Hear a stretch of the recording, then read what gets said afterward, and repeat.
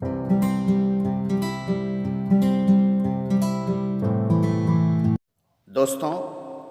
आज मैं अपने series the effect of pandemics on world literature and culture के 16वें एपिसोड को लेकर के उपस्थित हुआ हूँ।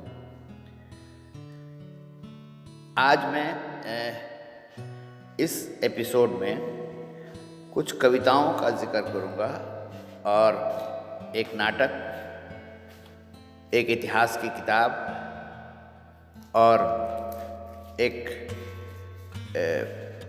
एड्स पर आधारित एक बहुत ही महत्वपूर्ण संग्रहणीय पुस्तक का भी जिक्र करूँगा। पहले मैं कविताओं से शुरुआत कर रहा हूँ।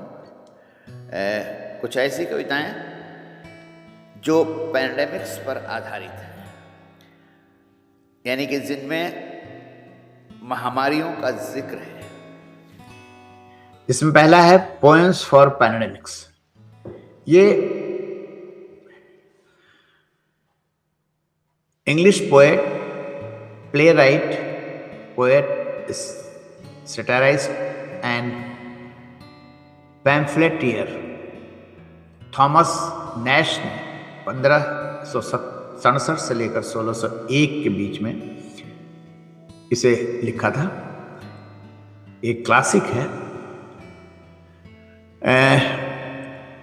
इसमें a litany in the time of plague, यानी कि प्लेग के समय में की गई प्रार्थनाएं। थॉमस नैश ने डिस्क्राइब किया हुआ है कि प्लेग के समय जिसमें वो रह रहे थे उस समय, उस दौरान क्या स्थिति थी, किस तरह से बीमारी ने पूरी मानवता को अपनी चपेट में ले लिया था, किस तरह इकोनॉमिक इंस्टेबिलिटी थी एंड गवर्नमेंट का एटीट्यूड क्या था, मेडिकल साइंस किस तरह से उन महामारियों से निपटने की कोशिश कर रहा था और लोगों की महामारियों को लेकर के क्या प्रतिक्रियाएं थीं। और वो लिखते हैं कि edu, farewell, earth, bliss, this word certain is. हम सभी जानते हैं कि ये दुनिया जो है अनसर्टेन है, निश्चित इसमें कुछ भी नहीं। दूसरी जो पोएम है वो जो है विलियम डनबार का कलेक्शन है, जो 1459 से लेकर 1530 तक स्कॉटिश पोएट थे। लेमेंट फॉर द मेकर्स, ये कवियों के ऊपर है। कवियों पर, कवि जो उनके मित्र थे, जिनकी मृत्यु वगैरह हो रही थी, उसके ऊपर एक विलाप के तौर पर ये कविताएं लिखी गई हैं। Loss of friends and companions पर बेस्ड है, मतलब उनके जो इर्द गिर्द जिस तरह से उनके परिचित, चिर परिचित, रिश्तेदार, मित्र मर रहे थे। The fear of death disturbs me, ये उसका पंचलाइन है। तीसरी जो कविता है जॉन डेने की है, जो इंग्लिश पोएट थे, और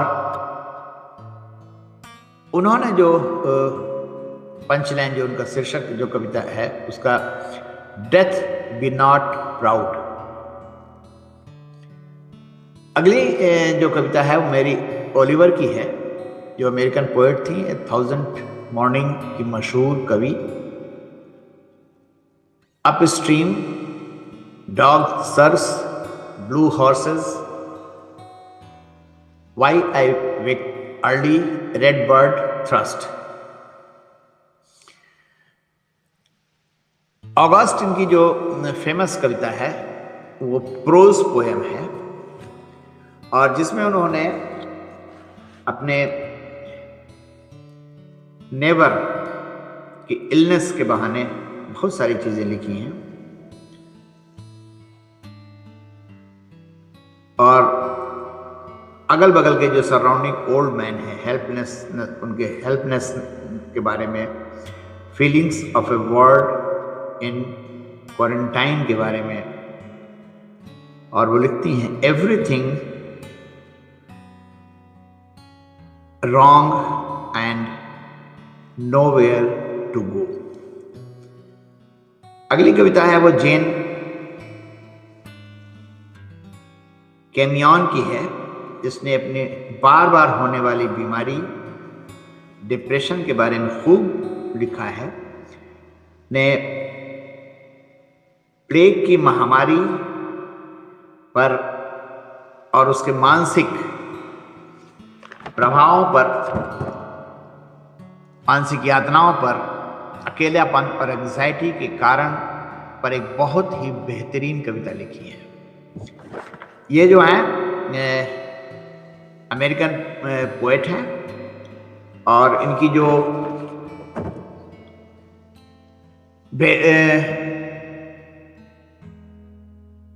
मशहूर कविताएं जो है from the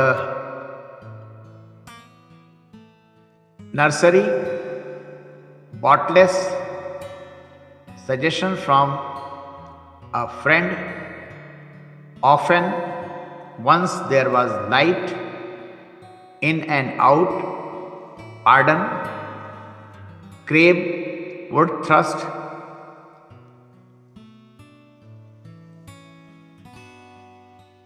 or playing it out with melancholy.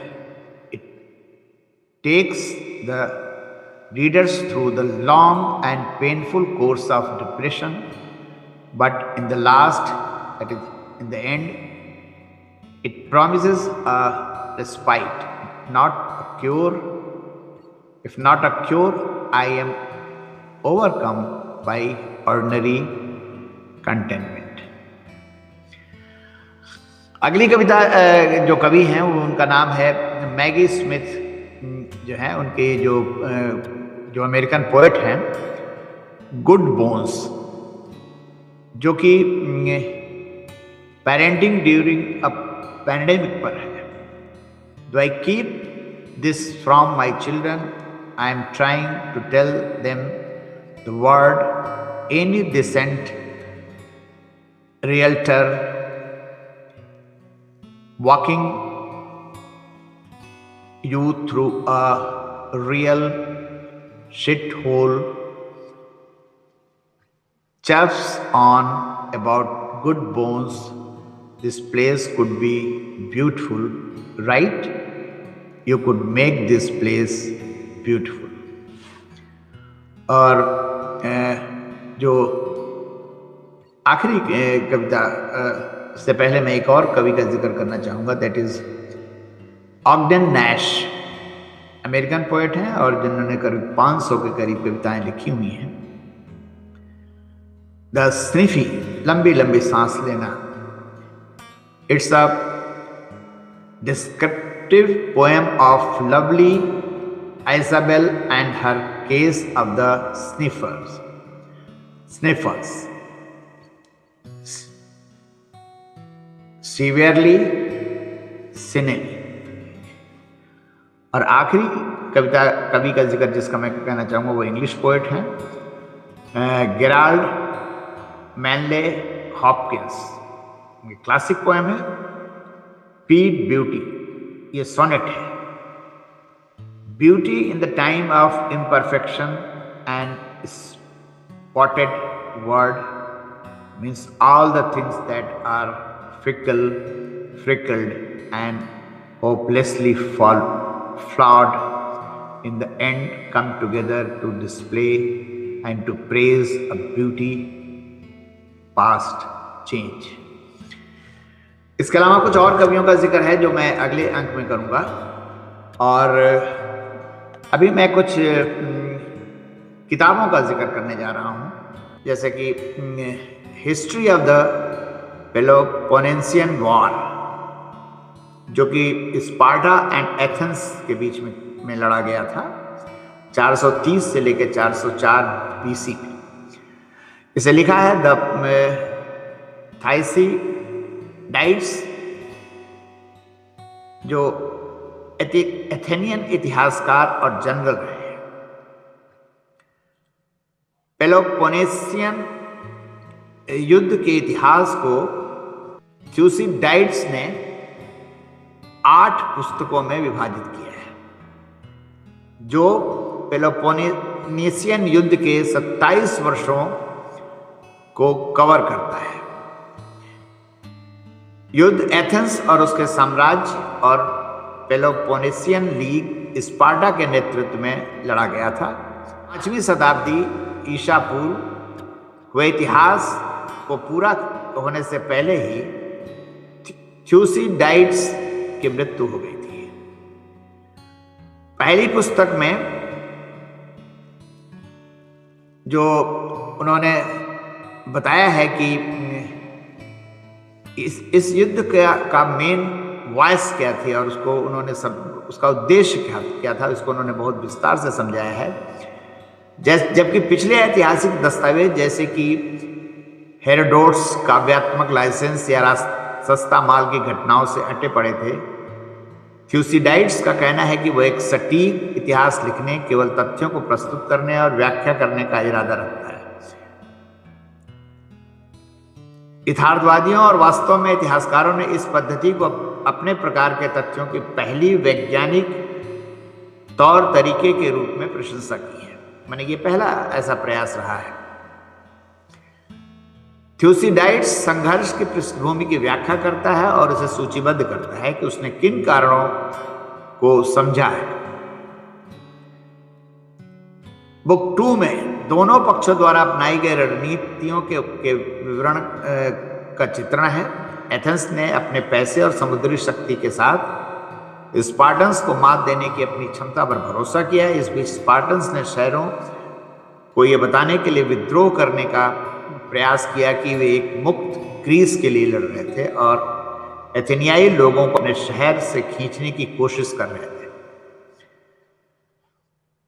इसमें एथेंस के प्लेग का एक बेहतरीन जिक्र भी शामिल है, जिसने इस समय एथेंस और उसके परिणामों को मार कर रख दिया।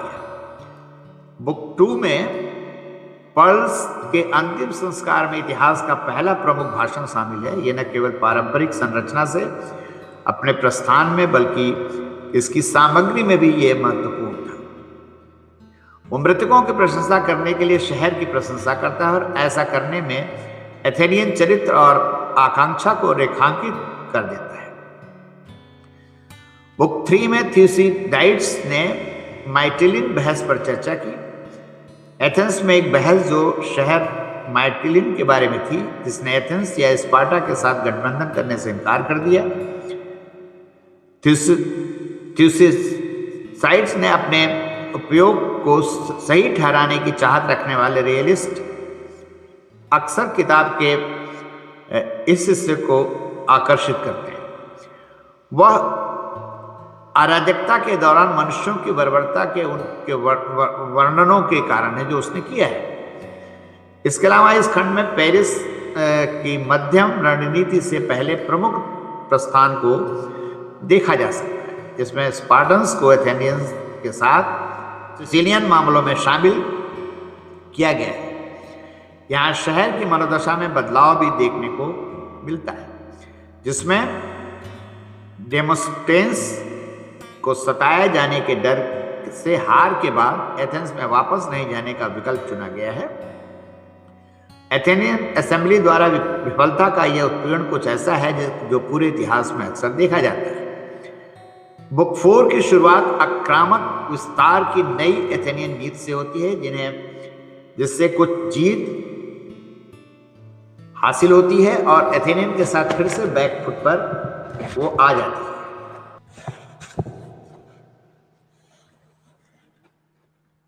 विशेष रूप से इस खंड में एम्फिपोलिस पर लड़ाई का एक अध्याय भी है, जिसे शामिल किया गया है, जिसके लिए थ्यूसिडाइड्स को निर्वासित किया गया। तो मुश्किल से इसका उल्लेख करता है और उसका यह अध्याय वहां के एथेनियन द्वारा किए गए कार्यों की रक्षा की तरह। ये देखना दिलचस्प होगा कि क्या उसने अपने ट्रिब्यूनल को इसमें शामिल किया था, जिसे खत्म करने के लिए वो बच गया था। बुक 5 की प्रमुख घटनाओं में क्लूम और स्पार्टन के जनरल ब्रासिडस की मौतें शामिल है, जिसमें 8 साल की शांति और उसके टूटने की भी चर्चा है। एक अंतर्राष्ट्रीय संबंध के परिप्रेक्ष्य से इस अध्याय से ली जाने वाली सबसे उल्लेखनीय बात मेलियन डायलॉग है, जिसे आमतौर पर थ्यूसिडाइड्स को एक यथार्थवादी के रूप में शामिल करने के लिए मुख्य औचित्य में से एक के रूप में लिया जाता है। बुक 6 में हम देख सकते हैं कि एथेनियन असेंबली के पास सिसिली अभियान में भारी मात्रा में सैनिकों के आवंटन की बहुत कमी है। इस खंड में हम सिसिली अभियान की प्रारंभिक विफलताओं और पेलोपोनेसियन व्यक्तियों के उत्पीड़न के एक और उदाहरण में हम शहरों पर एथेनियन और आर्गिव्स के हमलों के साथ स्पार्टा के शांति को तोड़ने को तो देखते ही हैं। एथेनियन असेंबली के व्यक्तियों के उत्पीड़न के एक और उदाहरण में हम एलियन बिएट्स को भी देखते हैं, जो एथेनियन जनरल है, जो पवित्रता के आरोप में और स्पार्टन्स में शामिल होने के लिए भाग रहा है। बुक 7 में हम एथ्रीशियंस की आश्चर्यजनक हार को, सिरेक्यूज, स्पार्टा और अन्य सिसिली वासियों को यहाँ तो देखते हैं। यहाँ ये उल्लेखनीय है कि इस बिंदु पर हम एथेनियन से आशा और उनकी क्षमता माने देवी देवताओं से अधिक उल्लेख देखना शुरू करते हैं। ये मेलियन डायलॉग में प्रचलित उनके पिछले रवैये को देखते हुए काफी विडंबनापूर्ण है। उनके विद्रोह के बाद मेलोस के भाग की चर्चा, जहां एथेनियन प्रतिनिधियों ने दावा किया कि युद्ध में खेलने के लिए अलौकिक ताकतें थीं और मेलियन की आशा और क्षमता की बात को खारिज कर दिया। अंत में बुक 8 में हम देखते हैं कि एथेंस के खिलाफ ज्वार जोरदार है, हालांकि वह अभी भी निश्चित रूप से लड़ाई में है। हम युद्ध में फारसी की भागीदारी की शुरुआत और उसके द्वारा लगाए गए निहितार्थ एथेनियन लोकतंत्र के पतन और बाद के उदय और 400 के पतन को भी देखते हैं। 400 एक कुलीन वर्ग था, जिसे 5000 के साथ बदल दिया जाएगा। एक बड़ा कुलीन तंत्र अधिक समावेशी होने के लिए डिजाइन किया गया था। तो ये एक एक्चुअली ऐतिहासिक किताब है, लेकिन इसमें प्लेग का जिक्र तो है ही है, लेकिन इतिहास को एक यथार्थवादी ढंग से प्रस्तुत करने का प्रयास किया गया है। ये एक पठनीय पुस्तक है जो बहुत सारी चीज़ों की जानकारी देता है, जो और खास करके उन लोगों के लिए जो इतिहास में रुचि रखते हैं।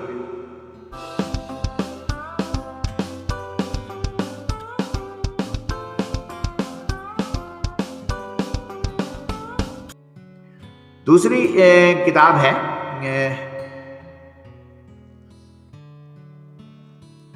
ओइडिपस रेक्स, जिसे इसके ग्रीक शीर्षक ओइडिपस थायरानस के नाम से भी जाना जाता है। इसको जो लिखने वाले हैं वो हैं सोफोक्लेस, जो कि ग्रीक नाटककार। इन्होंने 100 से ऊपर नाटक लिखे, जिनमें 3 प्रसिद्ध ग्रीक त्रासदी हैं, जो ग्रीक ट्रेजेडीज के नाम से जिनको हम जानते हैं, वो नाटक इन्होंने लिखे हैं।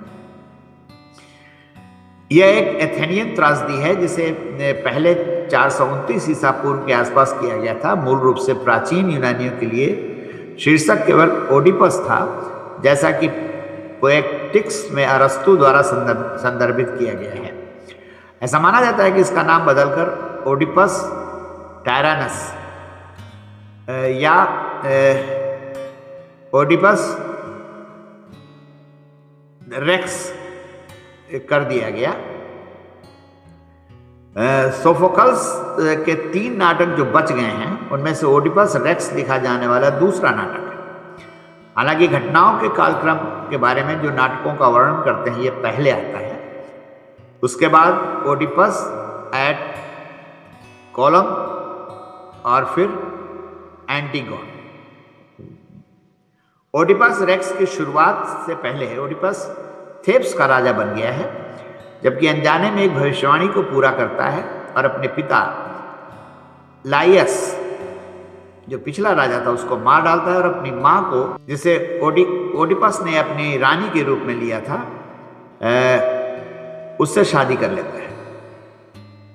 सोफोक्लस के इस नाटक में ओडिपस लेथस के हत्यारे की तलाश में इधर उधर परेशान घूमता है, लोगों को भेजता है और प्लेग को समाप्त करने की क्षमता के बारे में सोचता है, इस बात में अनजान कि वो जिस हत्यारे की तलाश कर रहा है वह और कोई नहीं, खुद वही है, क्योंकि वो उसे पता नहीं था कि जिसको वो मार रहा है वो उसका पिता था। इसमें प्लेग की जो महामारी है उसका भी वर्णन है, और वो जो अपने जो वो हत्यारे की तलाश जो वो करता है, वो प्लेग की महामारी को खत्म होने के इंतजार किए बगैर ही उसकी तलाश में इधर उधर लोगों को भेजता है और खुद तलाश करता है। नाटक के अंत में सत्य के प्रकाश में आने के बाद जोकास्टा जो कि लायस पिछले राजा की पत्नी थी और जिसको उसने ओडिपस ने जिससे शादी कर ली थी, खुद को फांसी के फंदे से लटका लेती है, जबकि ओडिपस ने अपने आडंबर और अनाचार से भयभीत होकर निराशा में अपनी आंखों को बाहर निकालने के लिए वो आगे बढ़ जाता है। ये ग्रीक ट्रेजेडी है और ये काफ़ी चर्चित रहा है, जिसमें मतलब इसकी बहुत चर्चा इसलिए भी हुई है कि किस तरह से एक बेटे ने अपने पिता की हत्या किया और उसकी पत्नी यानी अपनी माँ से शादी की, और जब ये राज सब खुलता है तो वो एक ट्रेजेडी के रूप में वो सामने आता है। ओडिपस रेक्स को कई विद्वानों द्वारा प्राचीन यूनानी त्रासदी की उत्कृष्ट कृति माना जाता है। अपनी कविता में अरस्तु ने अपने सिद्धांतों को समझाने के लिए इस नाटक को कई बार संदर्भित किया है। ओडिपस थिब्स के राजा अपने बहनोई क्रेओन को डेल्फी में दैवज्ञ की सलाह लेने के लिए भेजता है ताकि थेब्स में फैले हुए प्लेग की महामारी और उससे होने वाली विनाश लीला को नष्ट किया जा सके। क्रेओन रिपोर्ट करते हैं कि प्लेग धार्मिक प्रदूषण का परिणाम है, क्योंकि उनके पूर्व राजा लायस का हत्यारा कभी नहीं पकड़ा गया। ओडिपस ने हत्यारे को ढूंढने की कसम खाई और प्लेग का कारण बनने के लिए उसे मृत्यु का शाप दे दिया। अगली मतलब अंत में जो क्या होता है कि एक खाली मंच पर कोरस आम ग्रीक कहावत को दोहराता है कि किसी भी आदमी को तब तक भाग्यशाली नहीं माना जाना चाहिए जब तक कि वो मर न जाए। अगली किताब है द बैंड प्ले ऑन। ये तीसरी किताब है। ये एक बीमारी महामारी एड्स के बारे में है। ये पॉलिटिक्स, रोग और एड्स महामारी के बारे में सैन फ्रांसिस्को क्रॉनिकल के पत्रकार रैंडी सिल्ड्स की एक किताब है जो 1987 में प्रकाशित हुई थी। पुस्तक में सरकारी प्रतिरक्षा और राजनीतिक घुसपैठ के कारण और जो बीमारी फैली उसको विशेष रूप से समलैंगिक रोग के रूप में माना जाने लगा और इसे खूब उसी रूप में प्रचारित और प्रसारित किया गया। सिल्ड्स ने अपनी किताब में यह दिखलाने की कोशिश की है कि एड्स को लापरवाही के चलते या जानबूझकर फैलने दिया गया, जबकि रोग एक जैविक एजेंट के कारण होता है। शुरू में प्रभावित लोगों के प्रति अक्षमता और उदासीनता ने इसके प्रसार को और अधिक बदतर होने दिया। ये पुस्तक खोजी पत्रकारिता का एक अनूठा कार्य है जिसमें महामारी को आकार देने वाली घटनाओं को क्रमिक रूप से सिलसिलेवार प्रस्तुत किया गया है। यह पुस्तक समलैंगिक लोगों, चिकित्सा और राजनीतिक समुदायों में विशेष व्यक्तियों पर बीमारी से लड़ने के प्रभाव और राजनीति का वर्णन करती है। सिल्ड्स ने अपनी चर्चा की शुरुआत 1977 में अफ्रीका में काम करने वाले डेनमार्क के डॉक्टर ग्रेटे रस्क के एड्स के पहले पुष्ट मामले से की। और 1985 में अभिनेता रॉक हडसन की घोषणा के साथ समाप्त किया है कि वो एड्स से मर रहा था, जबकि बीमारी पर अंतर्राष्ट्रीय ध्यान दिया गया। जब वो मरने लगा तब उस पर बीमारी पर ध्यान दिया गया। And the band play on को समीक्षकों द्वारा बहुत ही प्रशंसित किया गया और देखते ही देखते ही एक बेस्ट सेलर बन गया। इसने बीमारी के अपने कवरेज और समलैंगिक समुदाय में कड़वी राजनीति के लिए सिल्ड्स को एक स्टार और एक विलन दोनों बना दिया। उन्होंने अपने रिलीज के बाद एक साक्षात्कार में पुस्तक के लेखन की शुरुआत करने के लिए अपनी प्रेरणा का वर्णन करते हुए कहा कि कोई भी अच्छा रिपोर्टर इस कहानी को लिख सकता था, लेकिन मुझे लगता है कि मैं इसे अच्छी तरह से और आसानी से इसलिए लिख पाया क्योंकि मैं खुद समलैंगिक हूं। यह उन लोगों के लिए हो रहा था जिनकी मैं परवाह करता था और जिनको मैं प्यार करता था। बाद में इस पुस्तक को 1993 में इसी नाम की एक HBO फिल्म के रूप में रूपांतरित किया गया। 1994 में एड्स से जटिलताओं के कारण सिल्ड्स की मृत्यु हो गई। सिल्ड्स कई संगठनों और समुदायों पर ध्यान केंद्रित करते हैं जो या तो एड्स से सबसे ज्यादा प्रभावित थे और जिन्हें बीमारी का कारण खोजने का काम दिया गया था, या सरकार को अनुसंधान के लिए धन देने और मरने वालों को सामाजिक समय प्रदान करने का अनुरोध किया गया था। वो अक्सर व्यक्ति के विचारों और भावनाओं को चित्रित करने के लिए एक सर्वव्यापी दृष्टिकोण का उपयोग करते हैं। इसमें समलैंगिक समुदाय का वर्णन है, उनकी समस्याओं का वर्णन है। इसमें चिकित्सा जो समुदाय है उसका जिक्र है इसमें, और चिकित्सा समुदाय किस तरह से सरकारी तंत्र और अपने वैज्ञानिक सोच के बीच में किस तरह से पिसता रहता है, उसका बहुत बेहतरीन इसमें जिक्र है। इसमें राजनीति और सरकारी एजेंसियों का भी जिक्र है और किस तरह से राजनीतिक लोग जो हैं वो बीमारी को महामारी के रूप तक फैलने देते हैं और ताकि लोग डर जाएं और लोगों के अंदर एक भय व्याप्त हो जाए और वो उम्मीद करें कि सरकार ही उनकी जीवन रक्षा कर सकती है। सिल्ड्स ने रोनाल्ड रीगन पर 1987 तक अमेरिकी लोगों को एड्स से संबोधित करने की उपेक्षा करने का आरोप लगाया और अपने व्यवहार को अनुष्ठानिक चुप्पी कहते हुए रीगन ने दोस्त रॉक हडसन को अच्छी तरह से प्राप्त करने के लिए कहने के लिए कहा। हडसन की मृत्यु के बाद बढ़ती सार्वजनिक चिंता के कारण रीगन ने सर्जन जनरल सी एवरेट कोप को महामारी पर एक रिपोर्ट प्रदान करने का निर्देश दिया। हालांकि कोप एक राजनीतिक रूढ़िवादी था, लेकिन उसकी रिपोर्ट अभी भी स्पष्ट थी कि एड्स के कारण क्या है, लोगों को अमेरिकी सरकार को इसे रोकने के लिए क्या करना चाहिए, जिससे सभी लोगों के लिए प्रदान की गई सेक्स और एड्स शिक्षा शामिल है। एक नागरिक स्तर पर सैन फ्रांसिस्को में समलैंगिक स्नानघरों को बंद होना समलैंगिक समुदाय में एक कड़वी राजनीतिक लड़ाई बन गई। कार्यकर्ताओं ने सैन फ्रांसिस्को के सार्वजनिक स्वास्थ्य निदेशक पर लोगों को शिक्षित करने के लिए दबाव डाला एड्स कैसे फैलता है। उन्होंने सार्वजनिक स्वास्थ्य के मामले के रूप में स्नानघरों को बंद करने की मांग की। इसमें न्यूज मीडिया राइट का भी इसमें जिक्र है कि मीडिया का रोल क्या होता है और मीडिया किस तरह से बात का बतंगड़ बनाती है। 1982 में द सैन फ्रांसिस्को क्रॉनिकल में सिल्ड्स को पूर्णकालिक एड्स के लिए सौंपा गया था। यह इस अद्वितीय सहूलियत की बात थी कि उन्होंने चिकित्सा संकट की अनदेखी के लिए अमेरिकी समाचार मीडिया की बार बार आलोचना की, क्योंकि इससे लोगों पर कोई असर नहीं पड़ा। केवल समलैंगिक और नशा करने वाले लोगों को कह करके और उनको इन बीमारियों इस एड्स की महामारी का जड़ मानकर उन्हें नेग्लेक्ट किया। सिल्ड्स ने कहा कि अधिकांश अखबार एड्स के बारे में तभी कहानियां छापते हैं जब वो विषम लैंगिकों को प्रभावित करते हैं। कभी कभी वेश्याओं के बारे में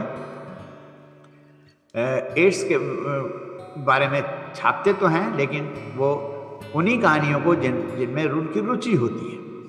तो वॉल स्ट्रीट जर्नल में एड्स की रिपोर्ट तब तक नहीं की गई जब तक कि उसमें विषम लैंगिक शामिल नहीं हो। कई कहानियों ने एड्स को एक समलैंगिक प्ले या समलैंगिक रोग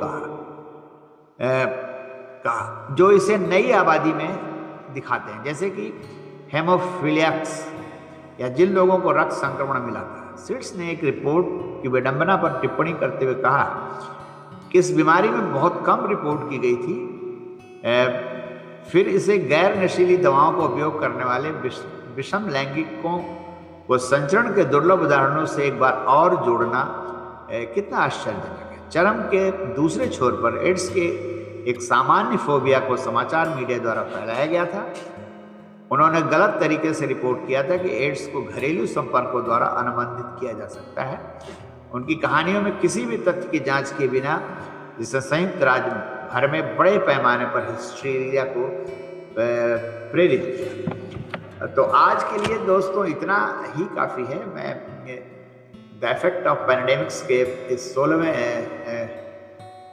एपिसोड को यहीं पर समाप्त कर रहा हूँ और अगले एपिसोड्स में मैं कुछ और किताबों का, कुछ और कविताओं का, कुछ चित्रकारों का भी जिक्र करूँगा और फिर धीरे धीरे मैं विदेशी साहित्य से हट करके फिर हिंदी साहित्य और या भारतीय साहित्य का वर्णन करूँगा। इसी के साथ बहुत बहुत धन्यवाद और नमस्कार।